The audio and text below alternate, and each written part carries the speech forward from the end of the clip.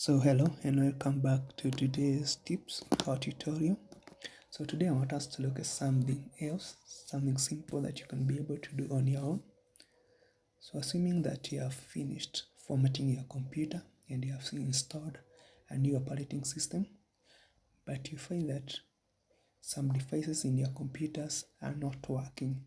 Maybe the output or the audio input and output are not working, the speakers cannot connect, you cannot be able to record your voice, or the Bluetooth cannot connect, the internet cannot connect, or maybe your computer was working okay, and then after some time you find that the computer devices have stopped working.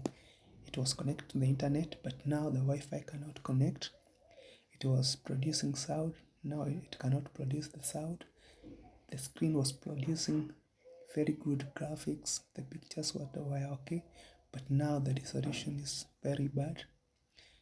In most cases, that is the problem with the drivers. So the drivers are the software that enables the device to work.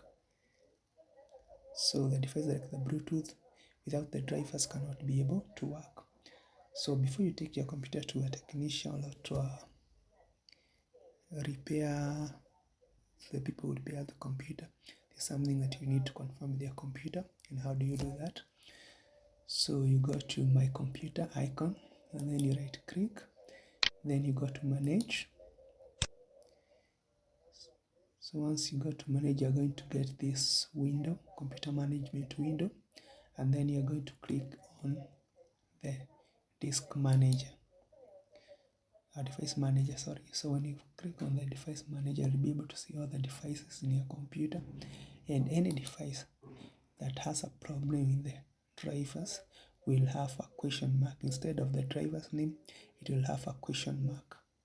So like mine is okay, all the drivers and the devices are working.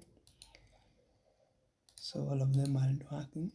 So if there is any device here that was not working because of problem of the drivers, there could have been a question mark instead of the name of the drivers. So how do you do this? Well, how do you solve this problem?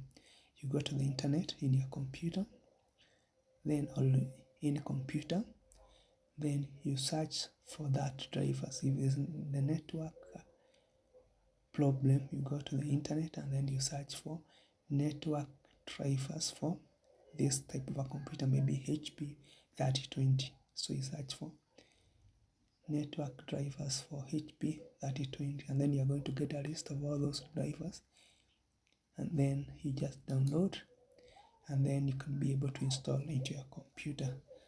That is all for today. Remember to follow, subscribe, and keep on watching for more tutorials. Thank you for your time.